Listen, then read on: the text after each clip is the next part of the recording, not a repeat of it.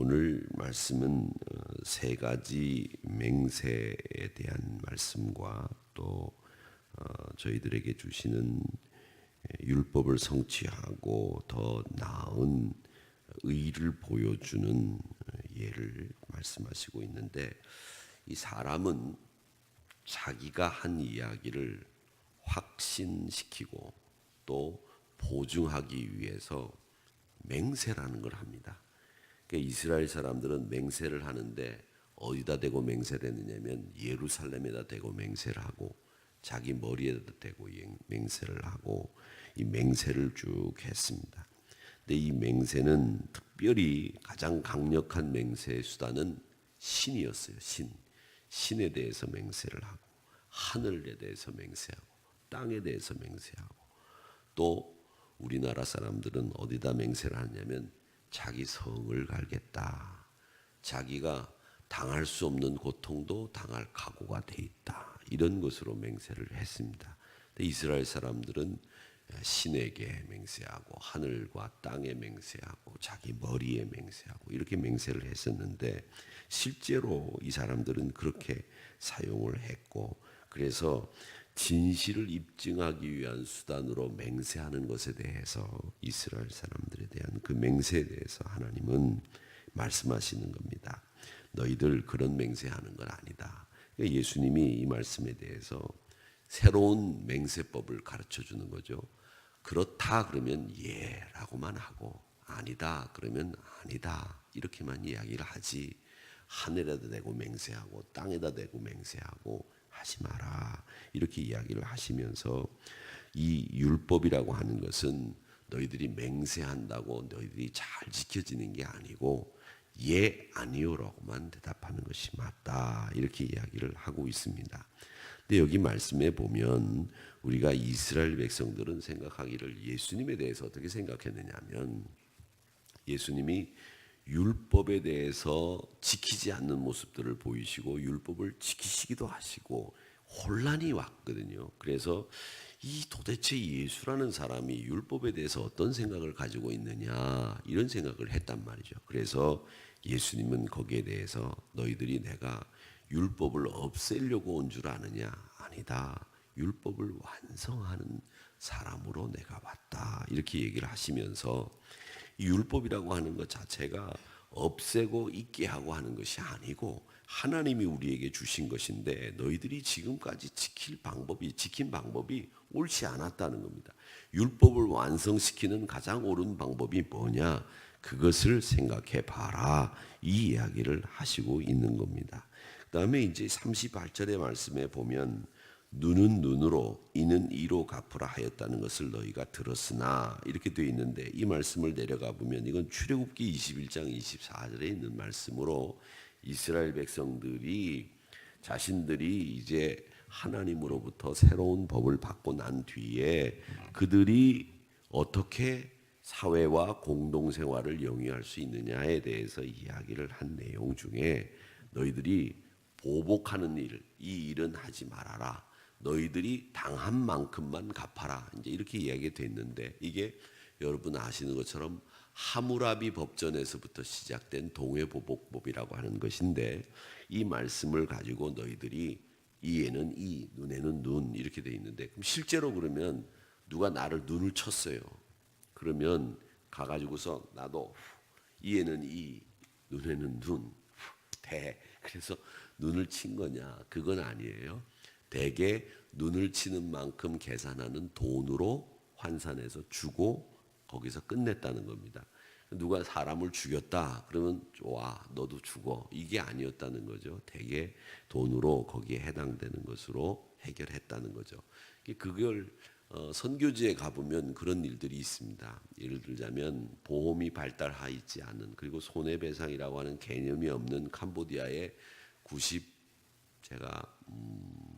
2002년도에 처음 제가 갔더니, 거기 갔더니 제가 물었어요. 선교사님한테, 선교사님 여기 이렇게 오토바이들이 많이 다니는데 사고가 나서 저 사람들이 상해를 입으면 어떻게 보험이 없는데 상해에 대한 보상을 합니까? 이렇게 물었더니 목사님 간단합니다. 팔 하나에 20불, 이거 20불, 이거 20불, 이거 20불. 그럼 사람이 죽으면 어떻게 됩니까? 20불, 20불, 20불, 20불, 20불, 20불 이렇게 한다는 거예요. 그러면 20불, 40불, 60불, 80불, 90불, 100불이면 사람 돼요? 예. 하나당 20불씩 계산을 합니다. 근데 지금은 또 바뀌었고 보험제도도 이제 생겨나기 시작했다고 하는데 그게 그 사람들의 보상법이었어요. 그래서 제가 깜짝 놀라서 그게 팔 하나 다친 걸 가지고 20불로 해결이 됩니까? 그러니까 이 사람들은 그게 한 달 월급이니까 사람이 죽으면 한 달, 두 달, 세 달, 네 달, 다섯 달, 여섯 달치 월급을 받는 것으로 보상이 끝납니다. 이제 그런 얘기를 했었던 적이 기억이 납니다. 여러분, 그러니까 동해보복법이라고 하는 것은 결국 사람은 자기가 받은 만큼 갚아주면 되는 것이지 더 이상 하지 말라라고 하는 말은 사실은 이건 긍휼과 사랑이라고 하는 근거에 의해서 보상을 하라라고 하는 거예요. 안타까운 마음 그리고 불쌍한 마음을 가지고 보상해 주어라 라고 하는 뜻인데 이 말을 그대로 받으면 내가 받은 만큼 갚으리라 이렇게 생각을 하시는 분들인데 이건 갚는 게 아니라 그 사람이 당한 것보다도 더 많이 갚아주고 더 많이 사랑해주고 불쌍히 여겨줘라 라고 하는 마음에서 보상을 해야 되는 거죠. 예를 들면 그렇지 않습니까? 모든 법이 다 그렇습니다. 그 법에 드러난 명문화되어 있는 법대로만 하면 물론 틀림이 없죠. 그런데 그건 법정신이라고 하는 게 있어요. 그 법정신이라고 하는 것은 뭐냐면 최소한의 지켜야 될 도리를 법정신이라고 하는 건데 여러분들이 교통사고를 당했다. 그래서 제가 이제 피해자예요. 우리가 누워 있는데 가해자가 전화도 안 하고 보험회사에서 와가지고 차 수리해주고 병원비 대주면 될 것 아닙니까? 이렇게 얘기하면 여러분 마음에 어떤 생각이 드세요? 참 그 사람 못됐다 이런 생각을 하지 않습니까? 받는 돈은 똑같아도 보상이나 요즘에 보험 요율이라든지 이런 것들이 정확하기 때문에 합의금도 정확하게 거기 요율에 의해서 정해져서 합의를 보는 거기 때문에 거기를 보험을 봐주고 사기꾼 아니면 돈을 억만금을 받을 수 있는 것도 아니지 않습니까? 그런데 거기에 제일 중요한 건 뭐냐? 가해자가 가지고 있는 마음 자세. 그게 중요한 거예요. 전화를 걸어서 어떠십니까? 몸은 괜찮으십니까? 차는 어떻게 수리를 맡기셨습니까? 어떻게 며칠간 입원하실 것 같습니까? 이렇게 물어보면 이 피해를 당한 사람 마음에 위로가 되고 이 사람이 나를 생각하는구나 이렇게 생각하는 거죠. 그런데 전화 한 통 없고 보험회사에서 다 보상해주고 차 수리 다 해주니까 나는 상관없다 이런 식으로 하면 굉장히 괘씸한 마음이 우리 마음속에 들지 않습니까? 그러니까 항상 보면 그래요. 차가 만약에 내 차를 누가 들이받았다. 그러면 이렇게 목을 잡고 나가는 사람도 그렇지만 가해자가 내려서 몸은 괜찮으십니까? 이렇게 물어보는 사람이 있는가 하면 가해자가 내려가지고 차 별로 안 상했네. 괜찮으시죠? 이렇게 얘기하면 울컥 마음속에 들어눕고 싶은 마음이 생기는 거죠. 그러니까 우리 사람들 사는 공동체에서는 이 보복법이라든지 이런 것을 방지하는 것보다도 더 중요한 것은 당하고 억울한 일을 당한 사람들, 피해를 입은 사람들을 사랑과 긍휼의 마음으로 감싸 주어라. 이게 예수님이 가지고 계신 정신이에요. 우리가 주는 것은 똑같다고 할지라도 그 사람을 긍휼히 여겨라. 그 사람을 불쌍히 여겨라. 그 사람의 안타까운 사정을 이해해 주어라. 이런 것으로 이해를 하시면 되겠습니다. 오늘 말씀에 보면 오른뺨을 치거든 왼뺨도 돌려대라 그렇게 얘기를 했는데 이 사람들은 뺨을 때릴 때 우리는 손바닥으로 때리죠. 저는 뺨을 안 때려봐서 잘 모르겠는데 뺨 때려보신 분들 여기 안 계실 거예요. 그렇죠? 이 뺨 때리는 게 이게 보통 일이 아닌데 이 뺨을 때릴 때 우리는 손바닥으로 때립니다만은 오늘 여기에 오른편 뺨을 댄다라고 하는 말은 이스라엘 사람들은 손등으로 때렸어요. 이렇게 이게 가장 모욕적인 사람들을 향한 공격 방법이에요. 야단을 칠 때도 우리가 뺨을 때리는 것은 안 때리는 게 좋겠죠. 가장 수치스러운 일이지 않습니까? 그런데 이스라엘 사람들은 더해서 이 손등으로 때리는 거예요. 손등으로 때리면 더 얼마나 기분 나쁘겠습니까? 그렇게 때렸는데 유대교에서 손등으로 때리는 것이 손바닥으로 때리는 것보다 2배 정도 해당되는 배상, 그리고 2배 정도 해당되는 치욕이었다는 거예요. 그리고 귀를 찢거나 머리를 때리거나 침을 뱉거나 옷을 벗기는 것은 이 공개적으로 여자의 머리를 미는 것과 똑같았다는 겁니다. 그러니까 제가 이런 것들을 이렇게 보면 사람에게 모욕을 주는 것만큼 나쁜 것은 없다. 그 사람이 지은 죄에 대해서 그 죄에 해당되는 형벌을 가하는 것하고 모욕을 주는 것하고는 달라요. 여러분, 얼마 전에 사령관을 지냈던 어떤 분이 스스로 극단적인 선택을 하셨다고 하는데, 그 극단적인 선택을 한 것은 그분이 억울해서라기보다도 모욕을 당했다는 것을 참지 못해서 극단적인 선택을 한 거예요. 그 모욕이라고 하는 게 뭐냐? 사회적인 지위도 있고 나라를 위해서 충성도 했는데 아들이 보는 앞에서 집에서 수갑을 채웠다는 거죠. 이 수갑을 채운다고 하는 것은 모욕을 줬다는 거죠. 그러니까 우리가 이렇게 세상을 보면 의도적으로 모욕을 주는 세상이 돼서는 안 되는데, 아직도 우리나라 사회는 의도적으로 모욕을 주어서 자기들이 가지고 있는 기득권이나 자기들이 가지고 있는 방법이 의롭다고 하는 것을 드러내려고 하는 방법들을 쓴단 말이죠.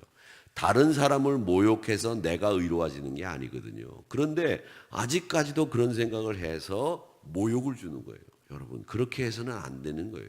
그게 건강한 사회라고 봅니까? 아니에요. 건강하지 못해요. 모욕을 주는 것보다 정중하게 예우하는 사회가 건강한 사회 아니겠습니까? 어떻게 생각하세요? 죄를 지은 것도 있지만 그분은 한평생 군인으로서 나라를 위해서 사신 분이기 때문에 모욕을 주기 이전에 그분의 죄가 확정되기 전이라면 예우를 갖추어서 그분을 조사하고 죄의 과다를 묻는 게 맞는 거죠. 그게 건강한 사회고 그게 바른 사회죠. 앞으로도 우리 사회가 가야 될 길이 멀다라는 생각이 드는 것이, 야, 그렇구나. 저 사람의 공을 생각하지 않고 과를 생각하며 모욕을 주는 사회, 이런 사회가 결국 보복을 부르는 사회가 된다. 결국 그렇게 되면 피비린내가 또 난다는 거죠. 여러분, 그렇게 해서는 안 된다는 겁니다. 그다음에 오늘 여기 40절에 보면 곧옷 속옷이라고 하는 것이 나오는데 이렇게 얘기합니다. 뭐라고 얘기하느냐면 속옷을 가지고자 하는 자에게 겉옷도 가지게 하며, 이 말씀은 언뜻 보면 이해가 안 되는 말씀이, 우리 같으면 여러분, 제가 입고 있는 옷 중에서 여러분들이 맞는다 그런다면 어떤 옷을 달라고 하시겠어요? 겉옷을 달라 하지 않겠습니까? 저도 만약에 제가 입을 만한 옷은 윤 장로님 옷 정도 입으면 제가 맞을 수 있겠지만 우리 이세호 장로님 옷은 제가 안 맞을 것 같아요. 그러면 옷을 달라 그러면 제가 장로님 겉옷을 주세요, 이렇게 얘기를 하면 맞지요. 그런데 맞는데 우리가 그러면 겉옷을 줄 수 있습니다. 아유, 목사님 추우세요? 입으세요. 이렇게 주실 수 있는데, 만약에 제가 장로님 안에 입고 계신 팬티를 절 주시면 좋겠습니다, 그러면 주는 분도 어렵고 받는 사람도 그런 말을 하지 않지 않습니까? 근데 오늘 여기 말씀해 보면 이렇게 되어 있습니다. 속옷을 가지고자 하는 자 겉옷도 주라. 근데 여기서 속옷을 가지고자 하는 자가 있다라는 말이 되는 것이고요. 이 속옷이라고 하는 것과 겉옷이라고 하는 것 차이를 여러분 아셔야 되는 것이, 우리는 속옷과 겉옷이, 속옷은 은밀하게 우리 개인적인 옷이라고 생각하고 있는 통념적인 생각을 지금은 가지고 있지만, 옛날 이스라엘 사람들은 옷이 그렇게 많지 않았어요. 외투는 그냥 하나, 속옷도 하나, 그걸 빨아서 입는 거죠. 근데 이 속옷이라고 하는 것은 뭐 은밀한 옷 뭐 이런 것보다도 속옷이라고 하는 것은 그냥 우리 옷이에요. 그리고 겉옷은 위에 걸치는 옷이에요. 그러니까 속옷이 진짜 옷이고 겉옷은 걸치는 옷인데, 겉옷은 있는 사람도 있고 없는 사람도 있었단 말이죠. 그러니까 없는 사람에게 달라고 할 수는 없고, 속옷은 늘 모든 사람이 다 가지고 있었던 옷이고, 그 옷은 항상 입는 옷이기 때문에 옷을 강제로 그 옷을 우리가 벗어서 달라고 할 수 없는 옷이에요. 그러니까 그 속옷을 달라고 한다는 말은 뭐냐면, 이 말은 항상 그 사람이 가지고 줄 수 있는 것을 이야기하는 거죠. 그래서 속옷을 달라고 할 수 있는 것인데 이 말씀은 결국 뭐냐 하면 너희들이 넉넉하게 베풀어라 이런 말이죠. 그 옛날에도 그런 말씀이 어른들이 그런 말 하잖아요. 야, 밥을 사주려면 말이야. 밥 사주고 난 뒤에 여러분 그렇잖아요. 제가 늘 말씀드리는 거지만 밥 사드리고 난 뒤에 커피도 좋은 데 가서 사드려야 그게 완벽하게 사주시는 거예요. 근데 밥 사주고 난 뒤에 커피 먹자 그러면 네가 가서 알아서 먹어. 그러면 안 되는 거예요. 그러니까 완벽하게 주려면 다 주는 거예요. 완벽하게 사주려면 완벽하게 사주는 거죠. 그걸 말씀을 하시는 거예요. 그러니까 너희들 하려면 속옷 달라면 겉옷도 주고 오리 가려고 하면 심리도 가라 이렇게 돼 있는데 여기 오리를 억지로 가게 하거든 이 말씀은 로마 군인들이 쓰는 말이에요. 로마 군인들이 강요해가지고 끌고 가는 말이에요. 그 끌고 갈 때 너희들이 겨우 끌려서 오리 가지 말고 너희들이 끌고 가서 오리를 간다고 하더라도 그러면 네가 오리 더 가버려. 심리를 가져오라. 이 얘기를 하시고 있는 거예요. 그래서 이 말씀을 통해서 우리에게 주시는 말씀은 뭐냐 하면 다른 게 아닙니다. 이 말씀은 긍휼과 사랑의 법 아래서 살아라. 이 얘기를 하시고 있는 거예요. 여러분 긍휼과 사랑의 법 이게 법 중에 제일 좋은 법이에요. 우리가 보면 법이요 그렇게 얘기하는데 법이요라고 하는 말이 여기 명시되어 있는 글자가 법이 아니에요. 우리 믿음의 사람들의 법은 어떤 것이 진짜 법이냐? 긍휼과 사랑의 법이 진짜 법이다라고 하는 것을 오늘 이 말씀을 통해서 배우시는 저와 여러분이 되시기를 주님의 이름으로 축원합니다. 그래서 우리 한우리 성도 여러분들은 어떤 법 아래 사는 사람들이냐라고 물었을 때 하나님 저희들은 명시되어 있는 조문의 법을 지키는 사람들이 아니라 긍휼과 사랑의 법을 지키는 사람들이 바로 우리들입니다 라고 하는 것으로 여러분 믿음의 생활을 잘 감당하시기를 주님의 이름으로 축원합니다. 그러니까 의라고 하는 것은 참 중요한 것이 하나님의 의가 잘 안 보여요. 내 의가 먼저 생각나요. 내 의가.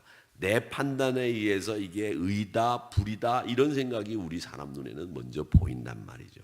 그러니까 이 내 의에 집착하다 보면 실수하고 그 의가 때로는 나의 발목을 스스로 잡게 돼서 오도가도 못하게 하는 경우들이 생긴단 말이죠. 그러니까 내 의에 사로잡히지 말고 하나님의 의를 발견하기 위해서 애를 써야 되는데 그 하나님의 의라고 하는 것은 사랑과 긍휼의 법이 하나님의 의를 추구하는 것이다 라고 하는 것을 아시기를 바랍니다. 그래서 이게 바로 우리가 온전해지는 방법이에요. 온전해진다는 것이 우리가 뭐 완벽하게 행동하고 우리가 틀림이 없고 이게 온전해질 수 있는 게 아니에요. 왜? 사람은 틀림이 없고 완벽할 수가 없는 게 우리 사람이란 말이죠. 그러면 우리가 완벽하고 온전해질 수 있는 방법이 뭐냐? 그건 하나밖에 없다. 사랑과 긍휼의 법을 지키는 방법밖에는 없고 네가 하나님의 의를 발견하기 위해서 애를 쓸 때 온전해질 수 있는 거다. 그러기 위해서 원수까지 미워하지 말고 그를 위해서 기도해라. 이렇게 이야기를 하셨던 거고 하나님께서 그들을 사랑하시기 때문에 자비를 베풀어라. 포기하지 않는 그들을 위해서 너희도 포기하지 말고 기도해라. 이렇게 이야기를 하고 있습니다.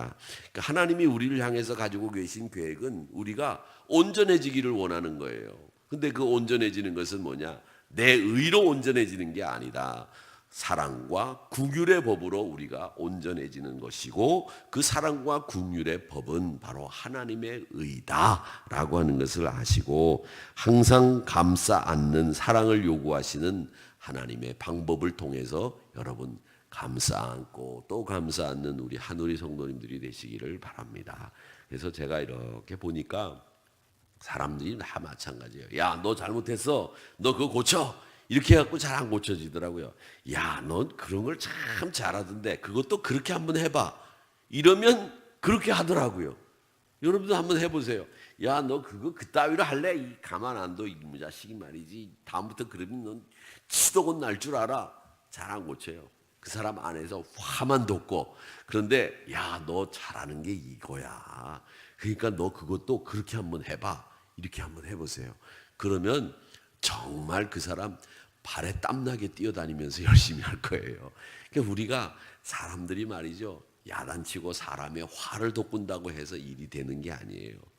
되는 게 아니고 그 사람의 장점을 살려주고 그 사람을 사랑하고 긍휼할 때, 긍휼의 마음을 보여줄 때 그 사람이 일어서서 움직이더라 라고 하는 것을 예수님이 아시기 때문에 원수도 사랑해. 그러면 그 원수가 너에게 사랑하는 사람으로 바뀔 거야 라는 거죠. 여러분 아십니까? 네, 그렇게 하죠. 우리가 살면서 제일 큰 원수는 누구예요? 할머니가 그랬잖아요. 남편에게 제일 큰 원수는 아내의 제일 큰 원수는 남편. 그렇게 얘기들 하잖아요. 근데 원수가 말이죠, 멀리 있는 게 아니에요. 원수가 다 가까이 있어요. 다 가까이 있어요. 그러니까 여러분, 우리 사랑하고 긍휼하고 늘 안아주고 보듬어주고 이해하는 자리, 그 자리에 여러분들이 서셔서 이 사랑의 법, 긍휼의 법을 이루어 나가시는 한우리 성도님들이 다 되시기를 주님의 이름으로 축원합니다.